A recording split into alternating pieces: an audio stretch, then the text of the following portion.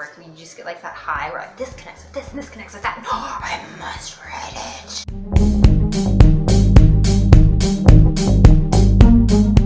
Hello, I am Taryn Tyler. I'm Hallie Tyler. And we are The Scribbler Sisters.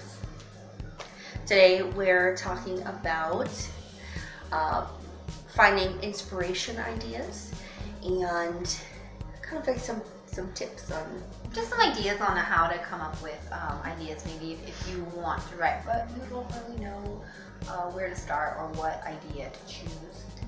We're just going to give you some examples of how we got the ideas for our books or our stories that we're working on or have already finished, and just to give you an idea of things you might want to try. One of my last 3 ideas is about an alien abduction story, basically.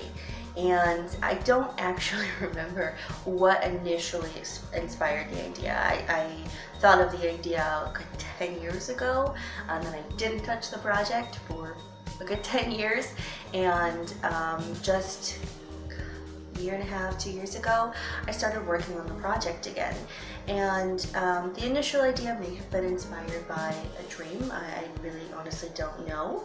But I think what led me to start working on the project again was kind of where I was at in my life at that point in time. I started having this new, fresh perspective on that same classic idea of an alien abduction, where it's kind of implementing a lot of social ideas or ideas about human rights and how we treat our planet, and how that might be perceived by another society, or how an alien society might kind of mirror some things in our society that put in a different light. We might be like, oh, maybe that's not such a good thing that we have that perspective, and that kind of concept kind of inspired me to build on the story. I actually did have a lot of downtime at that point in time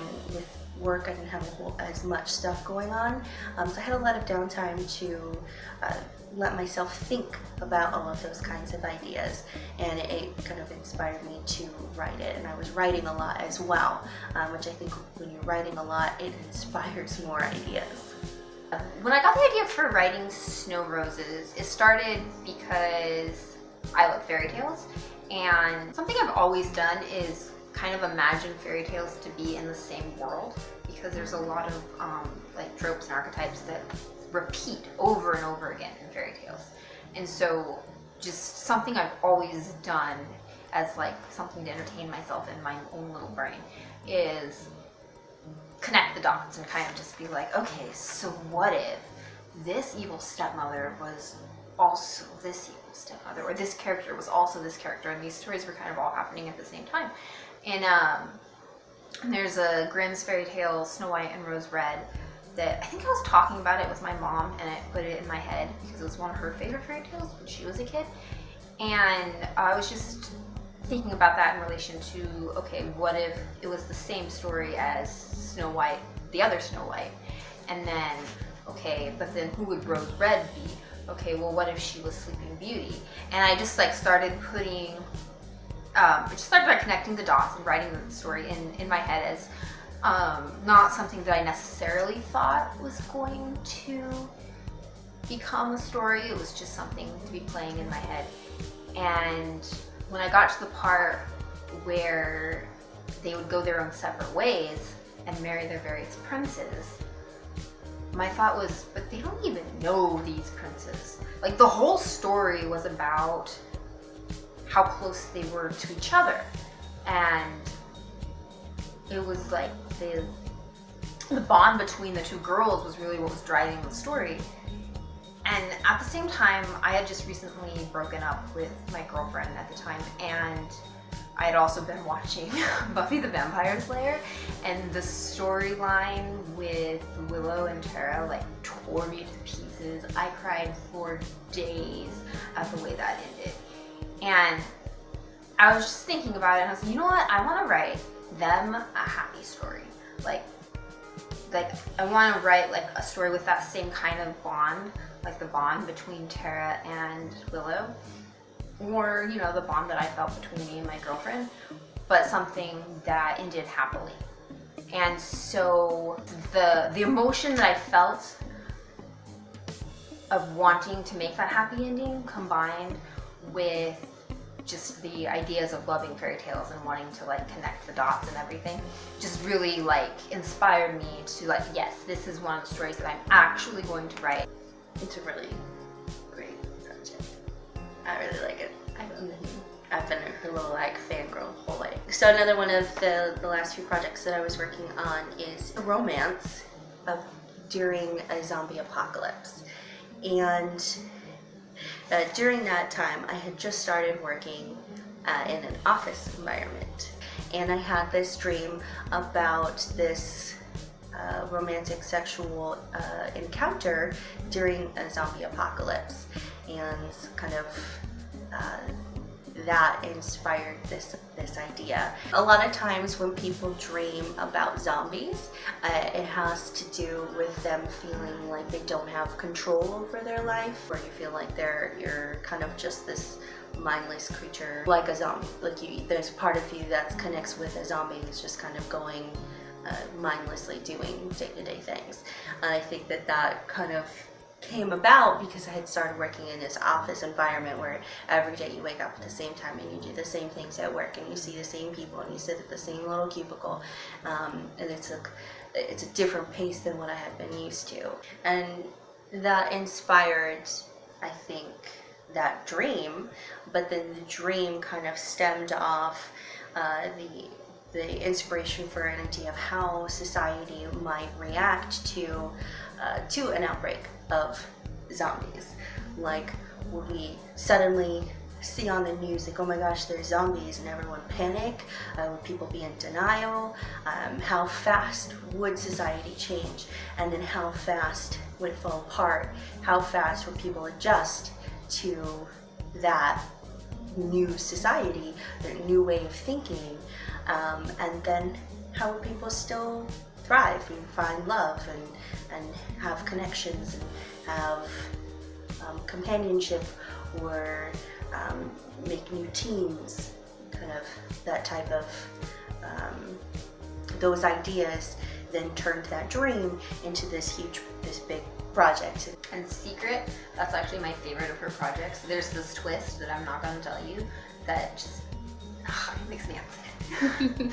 Okay, so when I was working on Hart, it took me a while to remember where I came up with the idea for this one, but it's the first in a saga that I plan to write of like 9 books. If that ever happens, It'll happen. that's not wood, but There's wood in there. oh, okay. It's a real couch. But I've always really loved the stories of King Arthur, and usually when you read them, they're in like a lot like legend form, where they're just like not quite short stories because they're written in a different form of short stories, but they're legends. It's all like once upon a time, and they don't spend a lot of strong character development. I was always like really drawn to the character of Sir Gawain because he was flawed. And he always made a lot of really, really crazy hot-headed mistakes that got him into a lot of trouble. And I also really connected to the fact that he cares so much about his family, because he has a really, really messed up family where some of them are kind of evil. And he is for King Arthur always 100%, except for when Arthur is in conflict with his family, because he cares so much about his family. And that was a conflict that really spoke to me, because I have such a big family and I love them a lot. And I don't always agree with them, but I still am always going to fight for them. And so I wanted to tell the whole story of King Arthur from his perspective. And Hart is, you know, the beginning of that, in which I try to really establish how much he cares about his family and where he has that conflict between him and wanting to be part of King Arthur's court, but also really, really wanting to be faithful to his family. So my current project that I'm working on, it kind of started really with a daydream.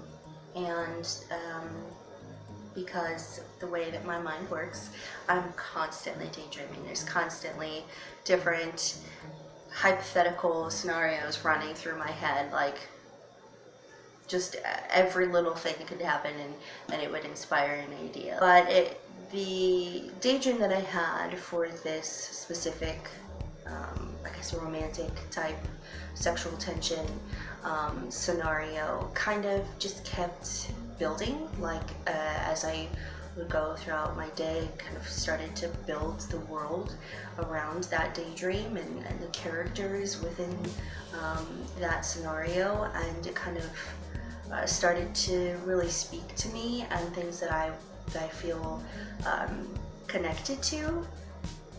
I started feeling like invested in these characters, so I decided to start writing it down. And then I really realized as I was writing it down that there are so many different concepts within this project that I don't feel are very widely presented in writing or in representation of romance, in representation of women. And I think that I was really able to find that like passion drive within this project because of those realizations. And the project that I'm working on right now is actually a sequel to Snow Roses. And I got the idea, like, it kind of, a bunch of different things sort of just came together. There's a fairy tale that I've always really, really loved that I'm not going to tell you the name of because it'll give things away. But I always knew that that was going to be, that was part of the continuation of the story. I didn't necessarily know I was going to write it, but I knew that one of the characters ended up being this other character in this fairy tale. But I also really started to wonder, like, because fairy tales always end with they get together and that's happily ever after. Like, that's how it ends. Mm-hmm. They're just happy forever because they're together. But in reality, that's not the way relationships work. There's, you know, a lot of work that goes into maintaining a relationship. Not that it's not worth it, or not that it's necessarily like a chore, but that's not where relationships end. They don't end, okay, they're together now. But you know, that's the beginning of the story. So I really wanted to explore how they continue their relationship and how that builds and where that goes.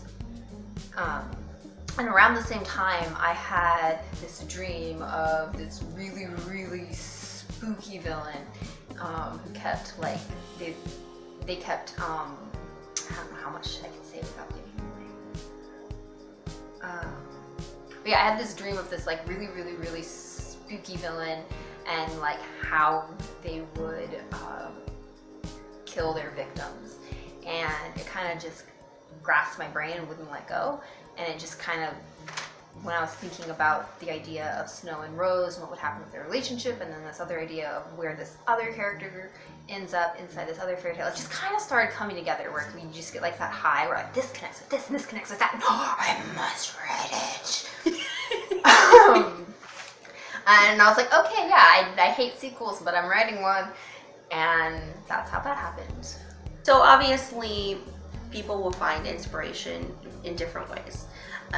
You know, writing is going to be different for you, it's going to be different for me, it's going to be different for her. Some of the main, I think, mutual ideas from our last three projects is, you know, we find inspiration in dreams, we find inspiration in things that are going on in our life, other stories that are already out there, and definitely for me, I find inspiration in things that are not just going on in my life, but things that are going on in society, and kind of that stems ideas.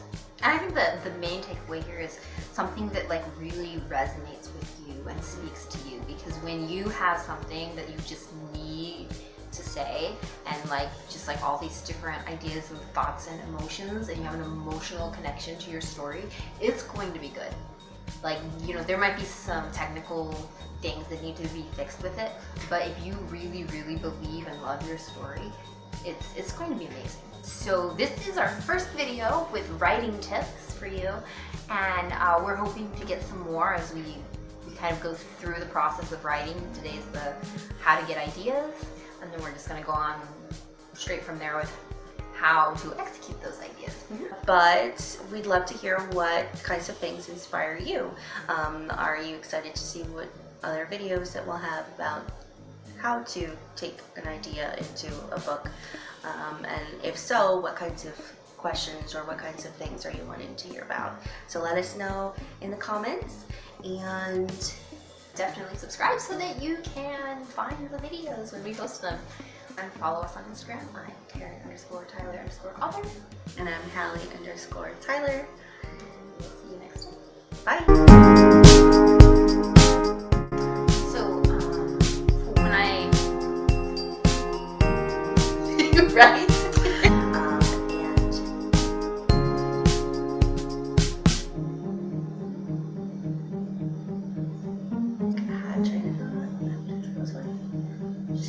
Too much thinking. there's like too many thoughts. Too many thoughts. We're getting brains. I know. Well, it's just like, I don't like that, but I don't like it. No, Yeah. take it back. Take it back.